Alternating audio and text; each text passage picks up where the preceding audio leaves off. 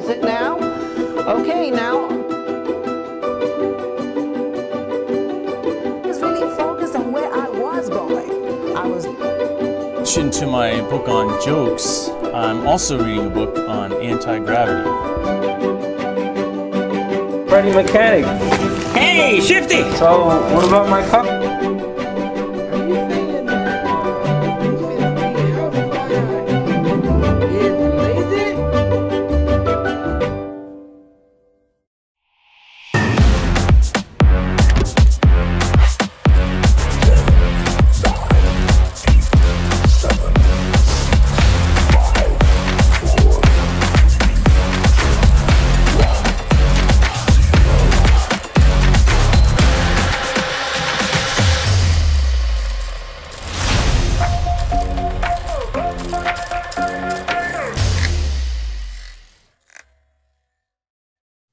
Hey, Captain Jen.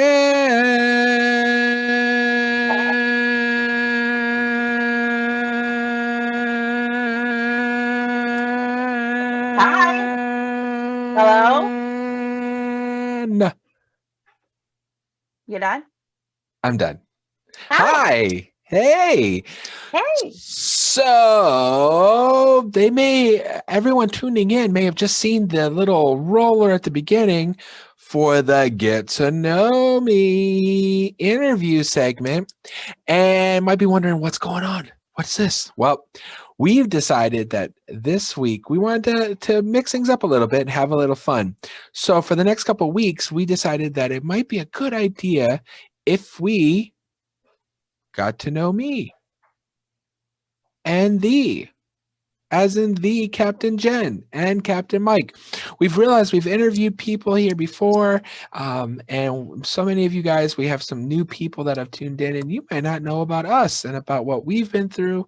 And so starting this week, for the next couple of weeks, we're going to be interviewing each other. I'm going to interview her, and she's going to interview me, and we're going to interview. So, Captain Jen, how does that sound? That sounds great. All right. So, we'll go ahead and get started this week, actually, with our first of two-part interview series with Captain Jen. And so, why don't we start at the beginning? Captain Jen, where were you born? I was born in Columbus, Ohio. Columbus, Ohio. Ooh, so you grew up in Columbus? No. Okay. So I was born in Columbus, actually, at University Hospital on the campus of the Ohio State University. OH. I know. So I was born there. Moved around a little bit when I was a baby. I moved down to Southern Ohio, almost West Virginia, but then ended up in a tiny little town called Tiffin, Ohio, up in northwestern Ohio, not Pennsylvania. Wow. And so how were you, gotta find out, were you a part of the Salvation Army the entire time? I was part of the Salvation Army before I was born. What? So my grandparents were officers in the Salvation Army. And actually, a week before I was born, my mom was out standing kettles. So I've been standing kettles a long time. Well, I got a bell back there and a kettle if you want to go out. No, okay. That's okay. So your grandparents were officers and Yep. your parents were soldiers and you're an officer. So how far back do the Dougherty, your maiden name, / Thompson family roots go in the Salvation Army? Through the Thompson side, I am the 6th generation in my family, which means that our kids are the 7th generation in the Salvation Army. 7 generations in the Salvation Army. That's incredible. My grandparents were officers. I was actually born on my great-grandmother's birthday, And a fun story about her is she was from Canada, and her family came to the United States across one of the Great Lakes when it was frozen. Ooh. You know what they did then? They went into Let the it go? no. Oh, I can't do that for copyrights. All right. Oh, so you are so you're growing up in the Army. You're growing up in Tiffin, Ohio. I take it that at one point were you a troop? Were you a Sunbeam? I was a Sunbeam. I can't get to it right now. I don't have my stash right with me, but I'll have to have this. I'll bring the stash for the close Next of the week. show All right. for next. Next week. All right. I don't have a whole lot of badges, but I do have my old gray stash when it was gray and yellow was the uniform. And I especially remember learning how to do plastic canvas art. Nice.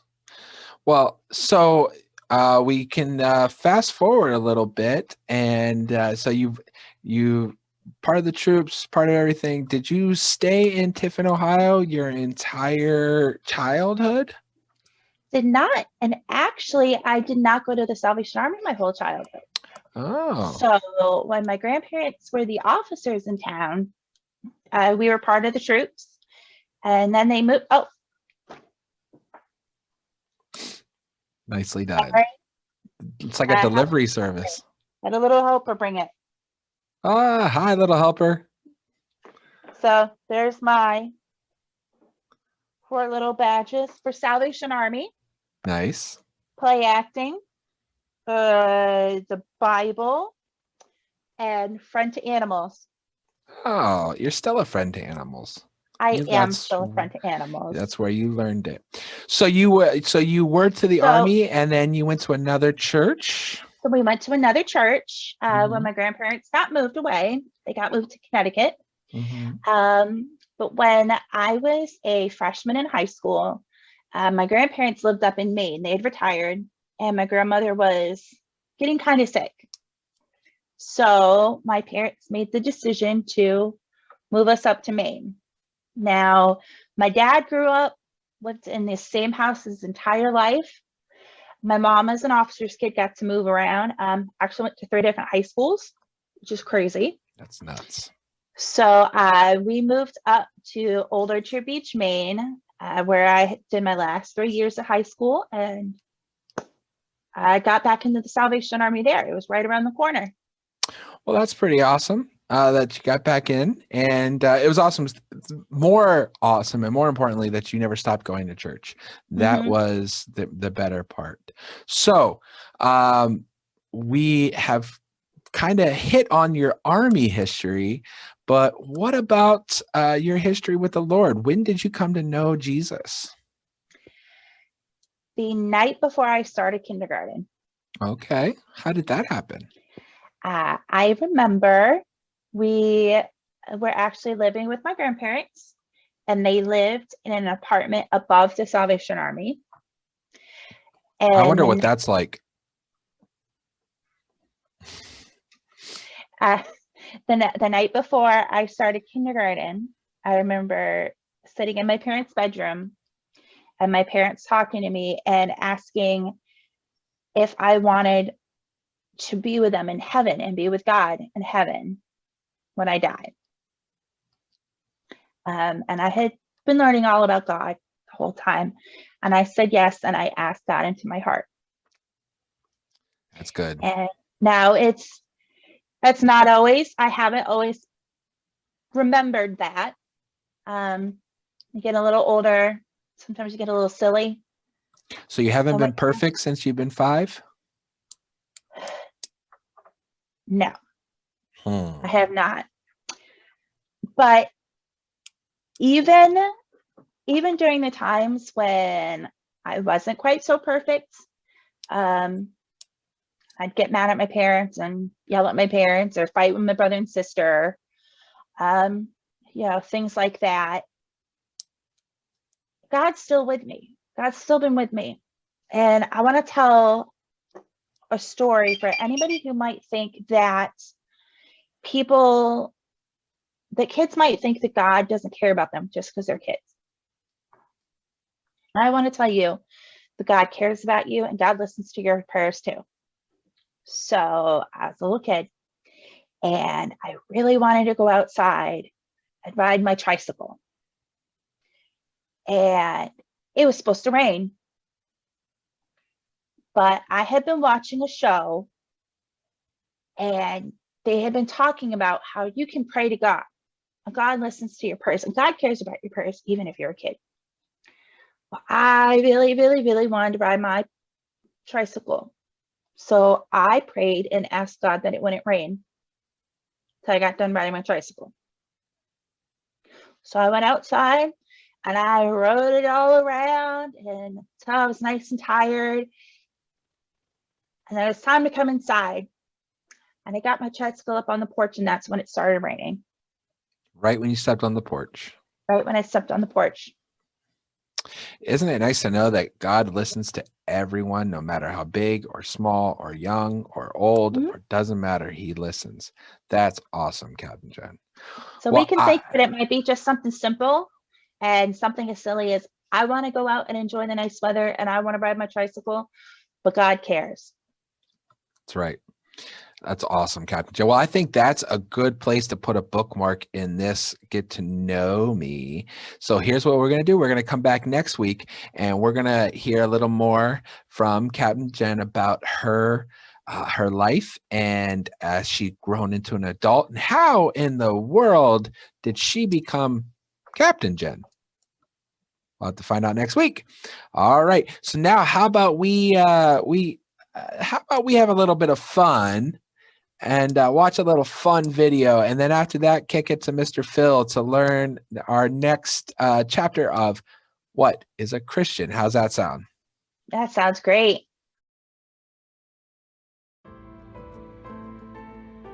Up next, a lonely outsider, a language barrier, and a heartwarming reminder that no matter who you are, sometimes all you need is a friend.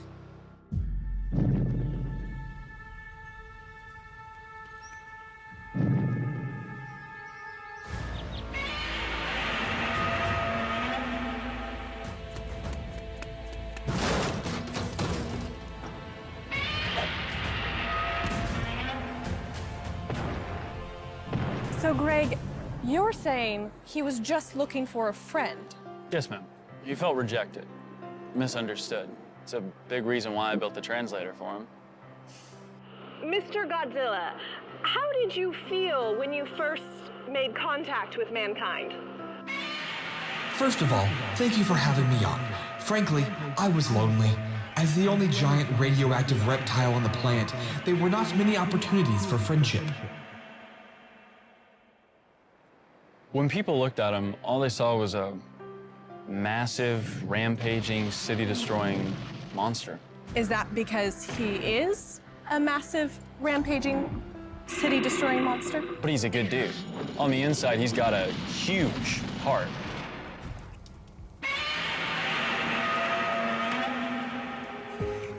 When I met Godzilla, he had just destroyed my entire school. I liked him immediately. I noticed one puny speck was not running or screaming or firing artillery shells at me. I was really quite moved. I took the time to listen, to learn his language. I now speak Shriek fluently.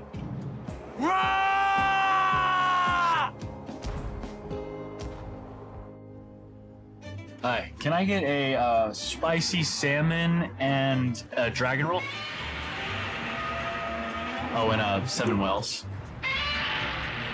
A small side salad as well. We've been tied ever since, you know? He's got my back, I've got his. I really look up to him. T-Rex. Dragon. Loch Ness Monster. 2 words. 2 words. 2 words. What is this? What is this? That's a dab. That's the worst dab I've ever seen. 2 words. Greg has been like a big brother to me. A really, really tiny, almost microscopic big brother. And even though I do have boogers in my nose right now that are bigger than him, he has had an enormous impact on my life. Yeah, I mean, we're homies for life. Right, big fella? My brother from another mother. Is that safe? Oh, he's very gentle. Greg? Are you okay, buddy? Greg?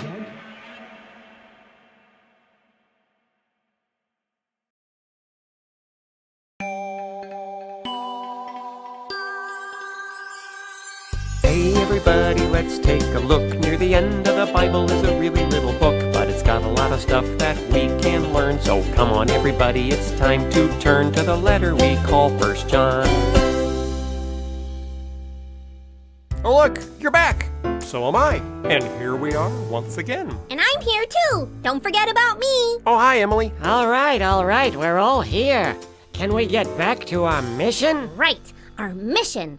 Wading through 1 John, the letter the Apostle John wrote to show us what it looks like to follow Jesus, to be a Christian. Oh, that's right. He focuses on 3 things. Remember what they are? Let me see. True teaching, true living, true loving. Let's get on with it. You really learned those well. How could I not? He said them like 100 times. Well, not quite 100, but we learn through repetition.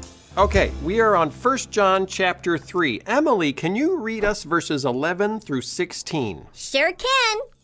This is the teaching you have heard from the beginning. We must love each other. Do not be like Cain, who belonged to the evil one. Cain killed his brother. He killed his brother because the things Cain did were evil and the things his brother did were good. Brothers, do not be surprised when the people of this world hate you. We know that we have left death and have come into life. We know this because we love our brothers in Christ. Whoever does not love is still in death. Everyone who hates his brother is a murderer, and you know that no murderer has eternal life in him. This is how we know what real love is. Jesus gave his life for us, so we should give our lives for our brothers. That was a mouthful. It sure was, but who is Cain? And why did he kill his brother? Yeah, what's that all about? Oh, a good question. Who are the first people in the Bible at the very beginning? I know this. Is it Adam and Eve? You got it. Adam and Eve are the first people mentioned in the Bible. They had 2 sons, Cain and Abel. Cain got jealous of Abel and killed him. That seems pretty extreme. That's terrible. It's really terrible. This is the first time in the Bible that one person kills another person. But what does this have to do with us? Well, verse 11 says, we must love each other. Then verse 12, don't be like Cain. Cain killed his brother. You see, John is using Cain as an example of not loving your brother. But I don't have a brother, so this verse isn't for me. I have 13 brothers and 19 sisters. Wow. It's a turtle thing. When John says brother, he doesn't mean just an older or younger brother in your own family. Anyone in the family of God, our friends, neighbors, even people on the other side of the world, are our brothers and sisters. And John says we're supposed to love them, not hate them. Like, get all gushy around them and hug them and kiss them? No. Remember, when the world talks about love, it's usually talking about the feeling of being in love, wanting to date someone or marry them. When the Bible talks about love, it's talking about action, choosing to help someone, making them more important. Hating someone in the Bible means rejecting them, making them less important. So when it says Cain hated Abel, it means he rejected him. He made him less important. So less important that he decided Abel didn't even deserve to be alive. Exactly. That's the worst example of rejecting someone, of hating them, to say they don't even deserve to be alive. So what's an example in the Bible of loving someone? Oh, great question. Now, verse 16 says, this is how we know what real love is. Jesus gave his life for us. So Jesus is the example John gives us of what love looks like. Jesus made us so important, he was willing to give up his life so we could have our lives. It's the exact opposite of Cain. It is. These are the 2 extremes of what hate and love look like. Hate looks like Cain, like taking someone else's life for the good of your own life. Love looks like Jesus, giving your own life for the good of someone else. There's a big difference between love and hate. But do I have to give up my life to show love? Or take someone else's life to show hate? Yeah. Is there anything in the middle? Oh, let's read verses 17 and 18. I think we'll find our answer. Okay, let's see. Suppose a believer in what? Someone who believes that Jesus is the way to God, a follower of Jesus. Okay, got it. Suppose a believer is rich enough to have all that he needs. He sees his brother in Christ who is poor and does not have what he needs. What if the believer does not help the poor brother? Then the believer does not have God's love in his heart. My children, our love should not be only words and talk. Our love must be true love. True love! And we should show that love by what we do. Okay, what did you hear there? Well, if we see someone who needs help and we have enough that we could help them, but we don't help them, that isn't love. Right. We're making them less important than us. You got it. John is saying that true love helps. When we see someone with a need and we're able to help, true love can't just be about words saying, "Oh, I care about you, good luck." True love is about actions, showing that we care by sacrificing for others, by putting them first. As John puts it in verse 18, our love must be true love, and we should show that love by what we do. Heh! True love. It's not just a feeling, and it's not just words. It's action. It's helping. You got it. We'll see you next time.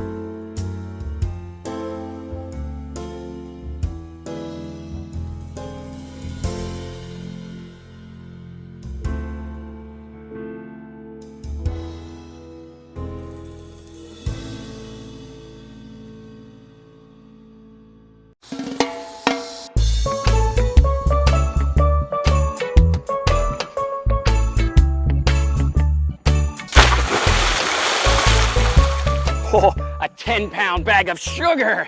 Oh, sweet. Will it float?